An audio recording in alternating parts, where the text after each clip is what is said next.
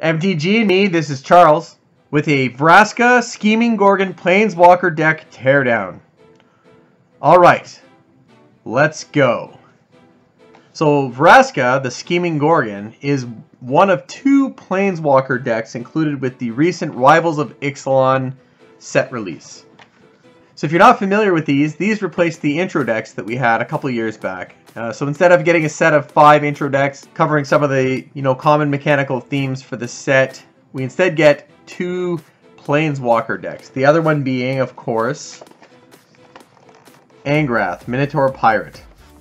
So when I pop this open, I'm going to flip through the deck. I'll be looking primarily at the cards that are specific to the Planeswalker deck, just so we can get a feel of what's included in there. And then we'll do the Crack-a-Pack for the packs. So as you can see, the Planeswalker card for the set is Vraska Scheming Gorgon. I'm not sure if it's getting caught on the camera there if the focus is working. Then we get a deck box. These things are just wide enough to fit sleeved cards. Get a little reference for the deck. Some basic information on the deck, common mechanics.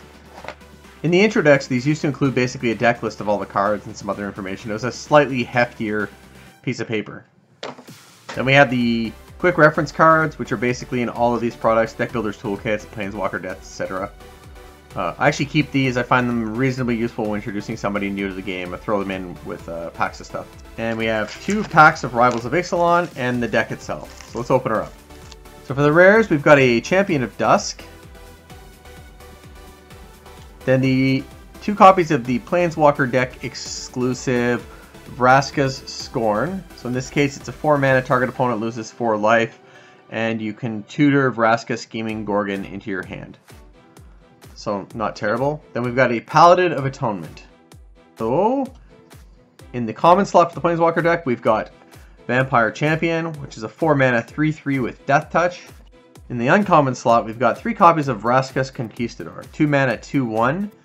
Whenever it attacks or blocks, if you control a Vraska Planeswalker, target opponent loses 2 life, you gain 2 life. So when you combine these all, you get basically the foundation of the Planeswalker decks. They introduced this sort of 4-3-2-1 scheme where you have 4 commons, 3 uncommons, 2 rares, and a mythic rare, the front card of the deck, that are unique to the decks. Legion's Lieutenant, that's not bad. Alright, let's look at the 2 booster packs. So our first uncommon's Flood of Recollection. Then we have a Swift Warden, a Stormfleet Sprinter, and our rare is Release to the Wind. Last pack. We got a Forsaken Sanctuary, Strength of the Pack, Crested Horncaller, and our rare is Tendershoot Dryad. So the question is, what do you do with these things?